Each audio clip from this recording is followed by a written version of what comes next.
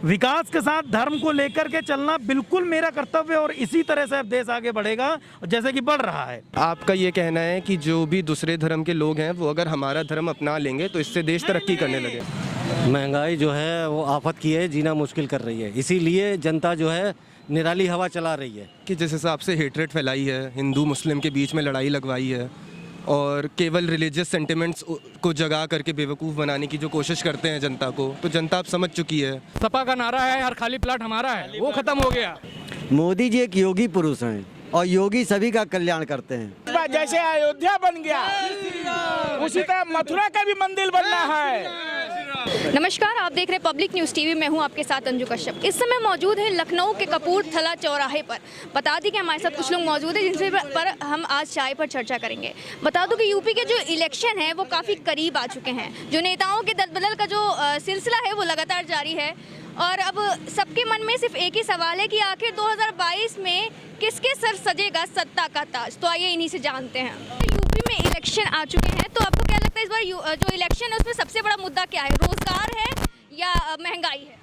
नहीं, रोजगार के साथ महंगाई भी है, लेकिन अब ये है कि नेता जो हमारे लोग हैं वो इन सब मुद्दों को हटा करके, जैसे हिंदुत्व हो गया या हिंदू मुस्लिम की जो राजनीति कर रहे हैं, ये मतलब बहुत ख़राब चीज़ें हैं। जो अहम मुद्दे हैं उन पर बहस होनी चाहिए, उन पर डिबेट होना चाहिए। तो आपको क्या लगता है इस बार किसके सर सजेगा सत्ता का ताज? कौन सी पार्टी? कोई हो, जो भी हो, जनता के लिए हो और जनता के लिए काम करे। जो वादे करके आते हैं वो वादे पूरे किए जाएं और जो भी मुद्दे, अहम मुद्दे, महंगाई है, रोजगार है, शिक्षा है, स्वास्थ्य है, इन सब चीज़ों पर खासा ध्यान दें। सर, इस बार जो अखिलेश उन्होंने कहा है कि अगर उनकी सरकार आएगी तो 300 यूनिट जो बिजली है वो फ्री देंगे। क्या उनका ये जो उन्होंने कहा है तो लगता है कि उनका जो वोट बैंक है वो भरेगा इस चीज़ से? बिल्कुल हो सकता है। जनता को अगर डायरेक्ट किसी योजना से फ़ायदा अगर हो रहा है और अच्छा चीज़ है भाई, जनता कहीं ना कहीं मोटिवेट होगी वोट देने के लिए। आपको लगता है कि जैसे पिछली बार जो 2017 में चुनाव हुए थे तो जो बीजेपी है वो हिंदुत्व के नाम पर जीती थी, तो आपको लगता है कि इस बार भी उनका ये जादू चलेगा? इस बार तो मुझे नहीं लग रहा है, क्योंकि युवा जो इस बार है बहुत ज़्यादा निराश है और जनता भी कहीं ना कहीं धोखा, विकास ज़्यादा चाहते हैं इस बार। तो आप जो अभी प्रेजेंट की सरकार चल रही बीजेपी की, आप उनको कितने नंबर देना चाहेंगे? अब नंबर के मामले में तो मैं नंबर नहीं दे सकता हूँ। अब ये है कि अब आएँ, अब अच्छा काम करें, कोई भी आए बस काम करे, मेरा कहने का मतलब बस ये है। सर, आपके हिसाब से जो सबसे बड़ा मुद्दा है वो क्या है? महंगाई, रोजगार दोनों ही एक दूसरे के जो है पूरक हैं। दोनों को ही, जो भी सरकार है, इन मुद्दों पे जरूर काम करना चाहिए। आपको क्या लगता है कि रोजगार के नाम पर इस बार क्या काम हुआ है बीजेपी में 5 सालों में? हमें तो नहीं लगता ऐसा कोई काम हुआ है। और महंगाई के नाम पर? महंगाई तो आप लोग देख ही रहे हैं, सब कुछ ही महंगा है। बाकी अभी कुछ रिलीफ दी गई है चुनाव के उसमें, बाकी चुनाव से पहले हर चीज़ महंगी थी। सारी बेसिक चीज़ें, जो भी बेसिक ज़रूरतें हैं इंसान की, आम आदमियों की, वो सारी चीज़ें महंगी थी। अच्छा, पेट्रोल डीजल भी एक मैटर बन चुका है अब वोट पड़ने का, तो उस पर क्या वोट पड़ना चाहिए आपके हिसाब से? बिल्कुल महंगाई का हिस्सा है वो। पेट्रोल डीजल भी जो रोज़मर्रा की ज़िंदगी में काम आने वाली वस्तु है, जो महंगी है, और बिल्कुल वो चुनाव में उसके लिए वोट पड़ना चाहिए। तो आपके हिसाब से इस बार किसकी सरकार आएगी? ये तो मैं डिसाइड करने वाला कोई नहीं होता हूँ, लेकिन अपना वोट जो काम करेगा, जो प्रदेश में आके विकास करेगा, रोजगार देगा, महंगाई कम करेगा, उसको हो जाएगा वोट मेरा। आपके हिसाब से ऐसा कौन सी पार्टी काम कर रही है, काम कर सकती है? ऐसा पर्टिकुलर नहीं है। देखिए, जो आने वाला दौर है वो सिर्फ विकास का है, तो जो अच्छा आके विकास करेगा उसकी सरकार बनेगी। तो बताइए इस बार किसकी सरकार आएगी? इस बार बीजेपी की सरकार आएगी, ये फुल बहुमत से आएगी बीजेपी की सरकार। और सपा वाले तो बिल्कुल एकदम कंधे से। पांचों उंगलियां जैसे बराबर नहीं होती है, उसी तरह से पब्लिक भी बराबर नहीं होती है। सोचने वाले को सोचने दीजिए, लेकिन इस बार पूरा फुल बहुमत से बीजेपी की सरकार आनी है। क्या ऐसे काम किए हैं आपके हिसाब से भाई? इन्होंने बहुत बड़ा काम किया है। जो इस सरकार ने काम किया वो पिछले सरकार ने काम कोई नहीं किया, किसी सरकार ने नहीं किया। जो सरकार ने किया है, घर दिया है गरीबों को, खाने फ्री दिया है, 2 बार राशन फ्री दिया है, उसके बाद टॉयलेट दिया है सभी को। घर से निकलने वाले जो नहीं थे उनको भी आराम है, सभी चीज है, गैस दिया है। घर से सपा के सरकार में ऐसा नहीं होता? नहीं, सपा के सरकार में कुछ नहीं होता। सपा के सरकार में गुंडागर्दी होता है। जितने बड़े बड़े माफिया हैं, ये सब माफिया अभी तो इनकी सरकार बन जाए तो फिर बाहर आ जाएंगे। और क्या, वो तो फिर से होगा। आए दिन ये लोग अपना जो स्टेटमेंट देते हैं कि सरकार आने दीजिए देखेंगे। अब सरकार आएगी तब ना देखेंगे, सरकार आएगी नहीं। भाजपा के अलावा अगले 20 साल तक कोई सरकार नहीं आने वाली है। चाल चली गई है, देखिए पहले। बाकी आगे भले सरकार में जो है लोगों का परिवर्तन हो जाए तो जो है दूसरी सरकार बन जाए, लेकिन जब तक योगी जी हैं राज में तब तक सरकार नहीं हट सकती यूपी से। तो सबसे बड़ा मुद्दा क्या है इस समय बताइए?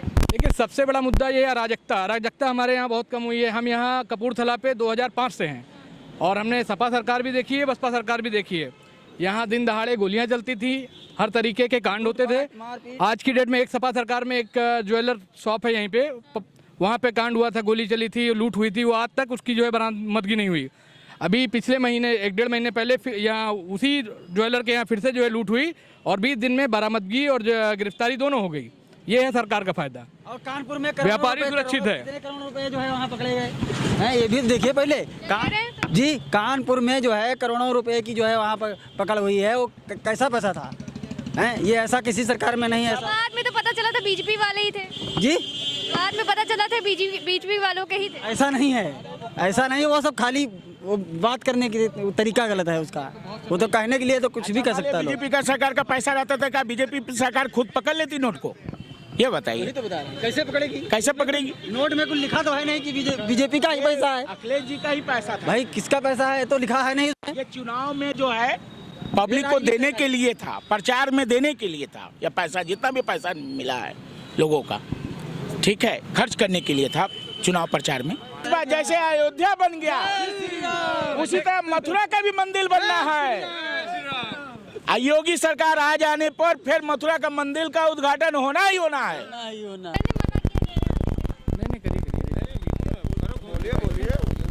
सर क्या नाम है? मेरा नाम राजेंद्र शुक्ला है।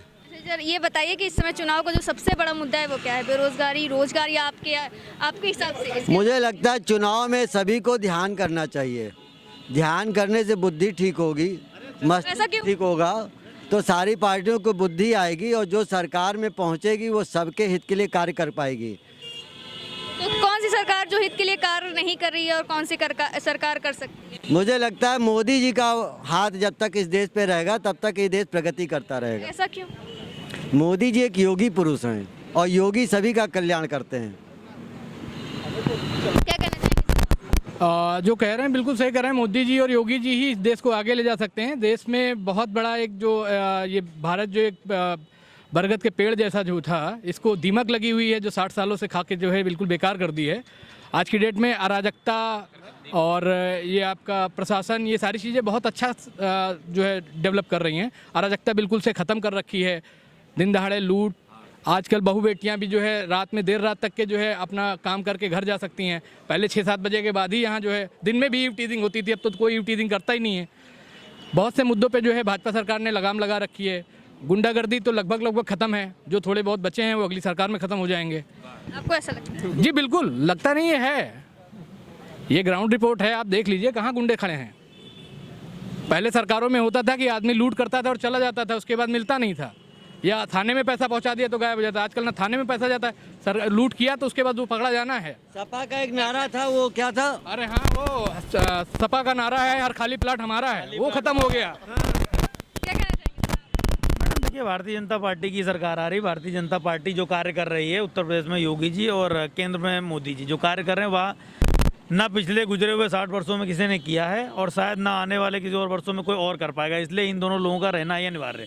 भारतीय जनता पार्टी ही कार्य करेगी। बाकी जैसा हमारे भैया लोगों ने आपको बताया कि जितनी योजनाएं गिनाई और जिस तरह से बताया कि सरकार आगामी दृष्टि में फ्रंट फुट पे कार्य कर रही, तो वैसे करेगी। यहाँ कोई दंगा नहीं हो रहा, कोई बलवा नहीं हो रहा, लूट चोरी यौन शोषण इस प्रकार के कोई भी कर्तव्य नहीं हो रहे जो हमारे समाजवादी पार्टी में रोज आए दिन की बातें होती थी। ऐसा क्या खराब कार्य कर रही थी सपा की सरकार जो आप उनके शासन काल में, मैं बताऊं, उनके शासन में आप समझिए 27 सांप्रदायिक दंगे हुए थे जिसमें 97 लोगों की मृत्यु हुई थी।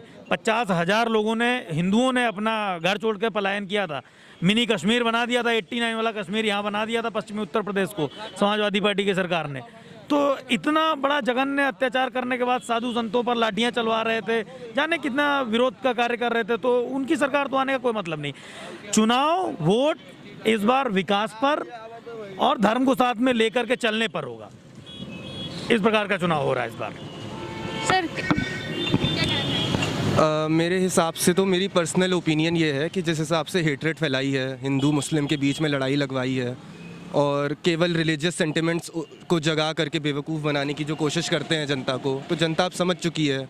एक बार बेवकूफ़ बनती है, 2 बार बनती है, मगर तीसरी बार आदमी एक ही चीज़ के बेवकूफ़ नहीं बनता कि आप भगवान के नाम पे इमोशनल करके वोट लेंगे। ये एक बार चलता है, 2 बार चलता है, मगर हर बार नहीं चलता है। तो आपके हिसाब से 2017 में जिस तरह से भारतीय जनता पार्टी जीती थी हिंदुत्व का मुद्दा लेकर, इस बार नहीं जीतेगी? केवल हिंदुत्व के मुद्दे से केवल हर बार थोड़ी जीत सकते हो आप एक इलेक्शन। बाकी चीज़ें भी तो है ना, बेरोज़गारी है, महंगाई है, उस पर भी तो बात करनी पड़ेगी ना कि उसमें क्या किया है। आपने मंदिर बनवाया, बहुत अच्छी बात है, मैं भी हिंदू हूँ, आपने रिलीजियस मंदिर बनवाए मेरे लिए जाने के लिए, बहुत अच्छा है मुझे, मगर बेरोज़गार भी तो चाहिए मैम।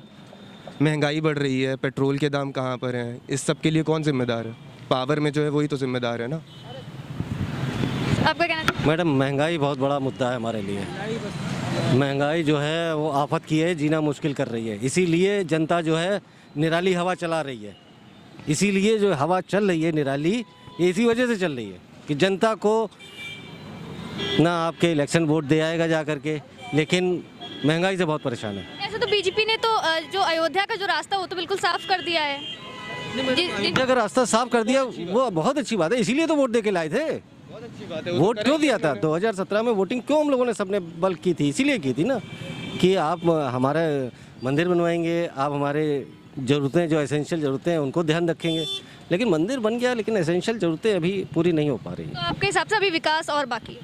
अब विकास इसी को कहते हैं, तो फिर पीछे हैं। ओपिनियन क्या है कि विकास पूरा हो गया है कि कुछ बाकी है?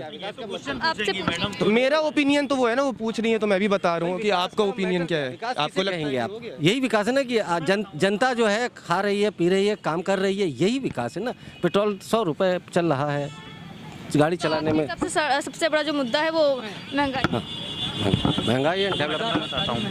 देखिए, महंगाई मुद्दा जो भैया कह रहे हैं, किसी भी राष्ट्र को आगे बढ़ने के लिए, प्रगति पर जब आगे बढ़ता है तो उसमें किसी भी चीज़ के दामों बढ़ते हैं और उसी के साथ साथ प्रति व्यक्ति आय भी बढ़ती है। ठीक है, ऐसा ही नहीं कि केवल महंगाई। अब भैया ने पेट्रोल की बात की, जब मोदी जी सत्ता में आए थे 2014 में, एट दैट उस समय पर पेट्रोल का प्राइस 74 रुपीज़ था, आज 94 है। करीब 7 से 8 वर्षों में ये अगर 19 से 20 रुपये बढ़ा है तो एक साल में 2-2.5 रुपये की अगर आप बढ़त मान लें तो कोई बहुत बड़ी बढ़ोतरी नहीं है। ठीक है, दाम गिरने चाहिए और कमाना चाहिए, अच्छी बात है, परंतु जिस स्पीड से पेट्रोल डीजल आगे भाग रहा था उस तरह से नहीं भाग रहा, रुका हुआ है। बाकी हमारे फाजिल दोस्त छोटे भाई ने हमारे कहा कि हिंदू मुस्लिम करके चुनाव नहीं जीत पाएंगे, हिंदू मुस्लिम। अभी इनकी उम्र भी उतनी है, कितनी नहीं पता हमको, खैर पढ़ लिख रहे होंगे। मैं इनको राय ज़रूर देना चाहूँगा कि दुनिया का इतिहास उठा के पढ़िए। जिन कंट्रीज़ में एक धर्म को मानने वालों की संख्या बाहुल्य हुई है, वहाँ पर पूरा रिलीजियस सिस्टम ही चेंज हो गया है। आप पढ़िए रोम के बारे में, पढ़िए आप हतमानी साम्राज्य के बारे में, ईरान इराक के बारे में, मिस्र के बारे में, इन सब सभ्यताओं को पढ़िए। उन सभ्यताओं को मानने वाला कोई नहीं है वहाँ पर। क्यों? क्योंकि उन्होंने अपने धर्म को खो दिया। आज वहाँ पर कोई है ही नहीं। अभी कुछ समय पहले 89 में आप समझिए कि कश्मीर में क्या हुआ था, एक संख्या के लोग कुछ ज़्यादा बढ़ गए थे, दूसरी संख्या के लोग कम हो गए थे, वहाँ से करीब 4 से 5 लाख लोगों को पलायन करा दिया गया। तो यह है धर्म की राजनीति, तो वह पार्टी के लोग करते हैं जिनकी भैया शायद सपोर्ट करना चाहते हैं। विकास के साथ धर्म को लेकर के चलना बिल्कुल मेरा कर्तव्य, और इसी तरह से अब देश आगे बढ़ेगा जैसे कि बढ़ रहा है। क्या कहते हैं? थोड़े समय पहले मतलब आपका ये कहना है कि जो भी दूसरे धर्म के लोग हैं वो अगर हमारा धर्म अपना लेंगे तो इससे देश तरक्की करने लगेगा, ये मतलब? सुनिए, मैं बताता हूँ। क्या नाम, शुभ नाम है आपका? मेरा नाम आकर्ष। आकर्ष भाई, कोई धर्म का व्यक्ति किसी दूसरे धर्म को स्वीकार करे ना करे, ये उसकी व्यक्तिगत इच्छा है। रही बात आपने कहा कि दूसरे धर्म के लोग हमारा स्वीकार कर लें, आप पूरा हिंदू धर्म पढ़िए, सारे ऋग्वेद, सामवेद, यजुर्वेद, अथर्ववेद पढ़िए, 18 पुराण पढ़िए, आपको कहीं भी एक जगह यह लिखा नहीं दिखेगा कि हिंदू, अगर आप हिंदू हो तो दूसरे को जाकर के हिंदू बनाओ। पता है क्यों? या दूसरे धर्मों में ही लिखा है। अगर आप क्रिश्चियनिटी पढ़ेंगे, आप इस्लाम का पढ़ेंगे, तब आपको लगेगा कि हाँ दूसरे धर्म वालों को अपने धर्म में लाओ, ऐसा वहाँ पर दिया गया है। प्रेम से, ज़बरदस्ती से, जैसे हो वो उनकी किताब में लिखा है। आपको हिंदू धर्म में ये लिखा ही नहीं मिलेगा। पता है क्यों? क्योंकि सृष्टि के उत्पन्न होने के समय से लेकर के जब सृष्टि की उत्पत्ति हुई तब महज एक ही धर्म था जो सनातन धर्म था। और जब एक एकल होता है तो दूसरे का कोई वही नहीं होता है कि वो विरोधी को नीचा गिराओ, था ही नहीं। हम सिंगल थे, लोग नई नई जगहों पर उपज करके आए और दूसरों लोगों को काट मार के करना चाहें। आगे सुनिए, धर्म मुद्दा होना चाहिए। कश्मीर से जो हिंदू भगाए गए वो कहाँ आए थे आपको पता है? कश्मीर से जो हिंदू भगाए गए थे वो कहाँ आए थे पता है? दिल्ली, मेरठ, यहाँ इन शहरों में। अगर हिंदुस्तान से हिंदू भगाया जाएगा तो कहाँ जाएगा? पूरे वर्ल्ड में क्या एक भी हिंदू कंट्री है? कौन भगा रहा है हिंदुस्तान आपको 89 में किसने भगाया था कश्मीर से हिंदुओं को? मुझे किसी ने नहीं भगाया था। मैं कह रहा हूँ 89 में कश्मीर से हिंदुओं को किसने भगाया था? 5 लाख परिवारों को। वहाँ पे टेररिस्ट जो थे, किसने? मिलिटेंट ग्रुप्स थे, जो मिलिटेंट ग्रुप्स थे। क्या नाम थे उनके? धर्म से आप जोड़ रहे हो उस चीज को, उनके धर्म से जोड़ रहे हो। हर चीज का एक्सट्रीमिज्म खराब होता है भाई साहब। हिंदूज में भी एक्सट्रीमिज्म खराब होता है, मुस्लिम में भी एक्सट्रीमिज्म खराब होता है। किसी भी चीज का बताओ तो मेरे दोस्त। मैं बता तो रहा हूँ। जो कश्मीर से भगाए गए थे उनको किसने भगाया था? मुस्लिम एक्सट्रीमिस्ट ने। क्यों? सारे मुसलमानों ने नहीं भगाया था, मुस्लिम एक्सट्रीमिस्ट ने भगाया था। कश्मीर से ही क्यों किया था? और भी तो जगह मुसलमान रहते हैं, वहाँ से नहीं भगा रहे। क्योंकि वहाँ की सिचुएशन अलग है, डेमोग्राफिक अलग है, वहाँ पे प्रॉब्लम अलग है। बता रहा हूँ, वहाँ प्रॉब्लम नहीं, वहाँ तो सरकार जितना पैसा देती है फ्री का खाने के लिए उतना पूरे इंडिया के किसी भी स्टेट को नहीं दिया जाता है। वहाँ से इसलिए भगाया गया था क्योंकि वहाँ पर एक धर्म विशेष के व्यक्ति ज़्यादा हो गए थे और दूसरे धर्म के मानने वाले कम हो गए थे, इसलिए भगाया जाता था। आपको उदाहरण दूँ, अफगानिस्तान। आप सुनिए, इसमें गलत क्या है? ये तो आंकड़े हैं। दूसरा सुनिए, अफगानिस्तान के बारे में पढ़ा है? जब वहाँ पर हिंदू कम हुआ तभी तो पूरा इस्लामिक कंट्री बना। पाकिस्तान में देश के बंटवारे के समय कितने हिंदू थे, आज कितने बचे? हिस्ट्री है ना सर, हम प्रेजेंट अभी इलेक्शन की बात कर रहे हैं। हम अभी उस जो पुराने, आपने कहा कि धर्म की राजनीति करती भाजपा, आपने बोला था। अभी आज आप नहीं, मैं कह रहा हूँ कि आज का इलेक्शन जो अभी होगा इसमें आप पुराने धर्मों के जो लोगों ने करा है उसके बेस पे आप आज का इलेक्शन थोड़ी करोगे। आज का इलेक्शन तो आप करोगे कि आज आपने रोडें कितने बनाई, इलेक्ट्रिसिटी कितनी करी, प्राइस क्या है चीज़ों का, महंगाई कितना है, टैक्स कितना है, नौकरी कितनी है। एक बार मैं आपको और गिना दूं, आप पहले विकास गिना देता हूं, फिर चूंकि आपने धर्म की बात की थी ना कि धर्म पे हिंदू मुस्लिम कर रही है भाजपा, मैं विकास गिना दूं। नहीं, भाजपा नहीं कह रहा मैं, कोई भी अगर धर्म करता है तो गलत है ना। आप अपना काम दिखाइए, आप सीएम हो हमारे, आपने कितना रोजगार दे दिया, कितना। जी भाई साहब सुनो, मैं विकास गिनाता हूँ। 4.5 लाख लोगों को सरकारी नौकरी दी गई है। अच्छा। 1.5 लाख महिलाओं को सरकारी नौकरी दी गई है। 3.5 लाख युवाओं को संविदा पे नौकरी दी गई है। 2 करोड़ युवकों को MSME के थ्रू रोजगार दिया गया है। 10,000 रुपये प्रति रेहड़ी पटरी वाले लोगों को 10,000 का लोन देकर के रोजगार कराया गया है। 10 लाख रुपए प्रधानमंत्री मुद्रा योजना के तौर पर बिना प्रॉपर्टी का लोन देकर रोजगार कराया जा रहा है। करीब 2 करोड़ 65 लाख लोगों के घर शौचालय बने, जिससे 8 करोड़ लोग लाभान्वित हुए थे। 1 करोड़ 65 लाख घरों में बिजली दी गई है, मीटर, बल्ब, तार कनेक्शन के साथ फ्री। उससे 7 करोड़ लोग लाभान्वित हो रहे हैं। 7-8 करोड़ आगे सुनिए, आपने पूछा ना, आप बोलिए। आयुष्मान योजना के तौर पर 5 लाख का कार्ड मिल रहा है, जिससे स्वास्थ्य फ्री में हो सकता है, इलाज आपका हो रहा है। 2 बार महीने में राशन मिल रहा है। शिक्षा, पढ़ाई, ये सारा हो रहा है ना। अब इसके बाद ये हो गई सरकार की, सड़कें बन रही हैं, सड़कों का मायाजाल फैल रहा है तथा सभी जगह पर बिजली की पूर्ण रूप से बिजली आ रही है। अब हो गई है विकास की बात। चूंकि आपने कहा था कि धर्म को लेकर के नहीं, शासन का और राज धर्म का नियम है कि वो धर्म को लेकर के विकास करे, धर्म के साथ चल के विकास करे। सिर्फ विकास करोगे तो धर्म कहाँ जाएगा? कॉन्स्टिट्यूशन में लिखा है भाई साहब कि जो शासन होगा उसका कोई धर्म नहीं हो सकता। अभी बेटा तुम अभी पहले वोटर हो ना, अभी नया वोटर है ना, ठीक है। उसमें लिखा है कि शासन जो देने के लिए लगा है। कॉन्स्टिट्यूशन में लिखा है कि जो सरकार चलाएगा वो कोई धर्म विशेष के लेकर के प्रेफर करके नहीं रखता। मेट्रो बन नहीं पाई, मेट्रो का काम अखिलेश यादव ने शुरू किया था, बीजेपी के आने के बाद कोई काम नहीं हुआ। रिवर फ्रंट हमारा नहीं बन पाया। तो अखिलेश तो कह रही है रिवर फ्रंट उसी ने बनाया। अखिलेश ही ने बनवाया, भाजपा ने कुछ नहीं करवाया। भाजपा के आने के बाद से कोई डेवलपमेंट नहीं हुआ। ये लोग सिर्फ धर्म और जाति की राजनीति करते हैं। तो मेरे हिसाब से इस बार भाजपा नहीं आनी चाहिए, सपा ही आनी चाहिए। राम जी के नाम से तकलीफ कितनी, आप ये देखिए, मैं बता रहा हूँ ना, ऐश्वर्या जी ने जो बात की, धर्म के नाम से तकलीफ नहीं है, लेकिन धर्म के साथ साथ डेवलपमेंट भी जरूरी है। हाँ भाई, अभी इन्होंने सरकारी आंकड़े गिना दिए, अब आप बताइए जमीनी स्तर पर कितना काम हो रहा है? दिख रहा है कुछ आपको? नहीं, मुझे तो कुछ नहीं दिख रहा है। सिर्फ गड्ढे भरे जा रहे हैं, रोडें कहीं नई नहीं बनाई जा रही हैं। जो पहले से पास थी वही बनी है। भाजपा ने कोई नई रोड नहीं पास करी है। क्या लगता है कि वोट आपका जो है किसके नाम जाएगा? सपा। जनता किसको देना चाहेगी? सपा को। ठीक है। ये मैडम मैं भैया जवाब दे दूं, संतुष्ट तो कर दूं। समाजवादी पार्टी से भैया बिल्कुल उनको सपोर्ट करना चाहिए। सरकार गलत है, ये बता दिए बस। ये जो भाई साहब कह रहे हैं ना, ये पूरी तरह से गलत है। पता है क्यों? क्योंकि इनको चाहिए, धर्म का नाम आएगा जब, तब इनको चाहिए कि भैया मस्जिद की दीवार बनाओ, कब्रिस्तान की दीवार बनाओ, मस्जिद की पुताई कराओ और हज हाउस बनाओ, उसको हम विकास कहेंगे।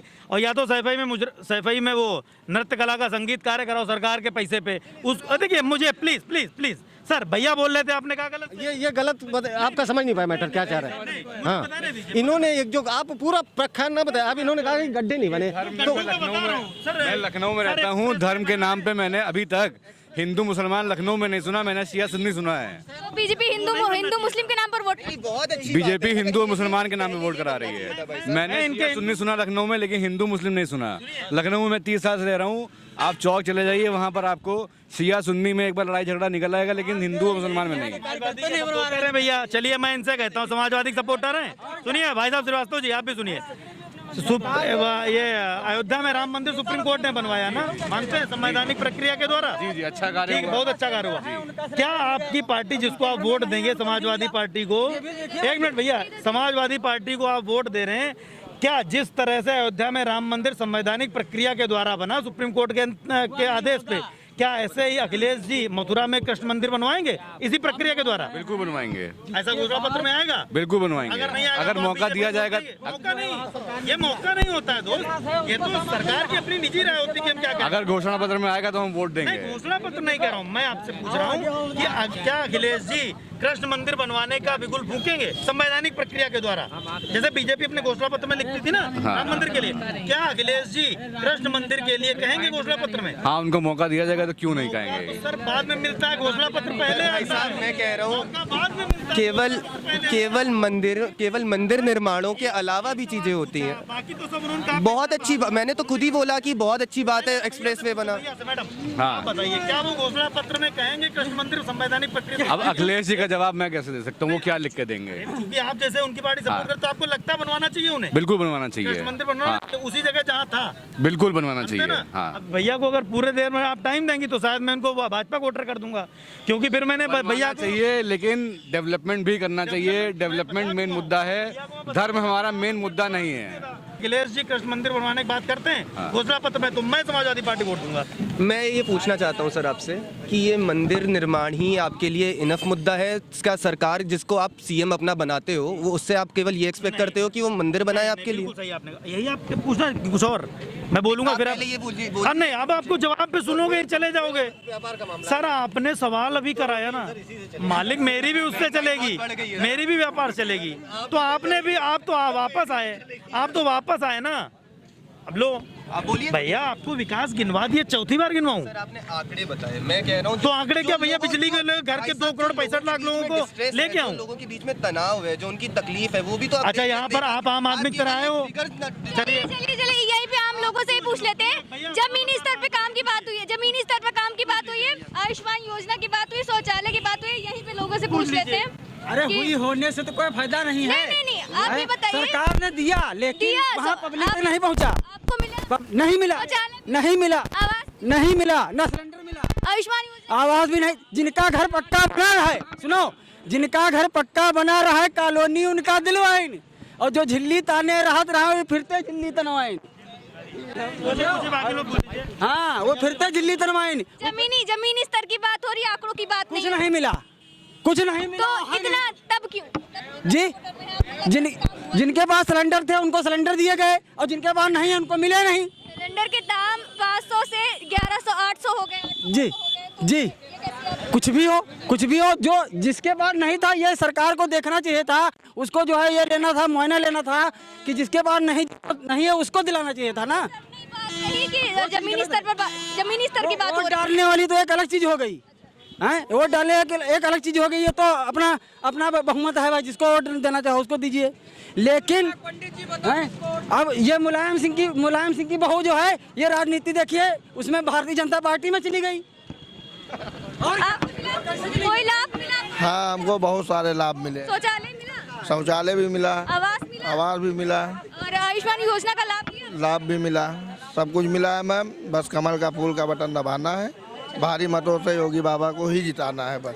जैसा कि आपने देखा कि जो कपूरथला की जो जनता है वो पूर्ण रूप से बीजेपी को जिताना चाहती है, पूर्ण रूप से बीजेपी के समर्थन में उतरी हुई है। कैमरा पर्सन विशाल के साथ मैं Anju Kashyap, public news TV, Lucknow. नमस्कार, मैं हूं देवकीनंदन मिश्रा। आप देख रहे हैं पब्लिक न्यूज टीवी। अगर आपको हमारा ये वीडियो पसंद आया हो तो इसे लाइक करें और ज्यादा से ज्यादा लोगों तक शेयर करें। हाँ, एक बात और, हमारे इस चैनल को फॉलो करें, सब्सक्राइब करें, ताकि जैसे ही हम कोई नया वीडियो डालते हैं सबसे पहले आप तक वो पहुंचे।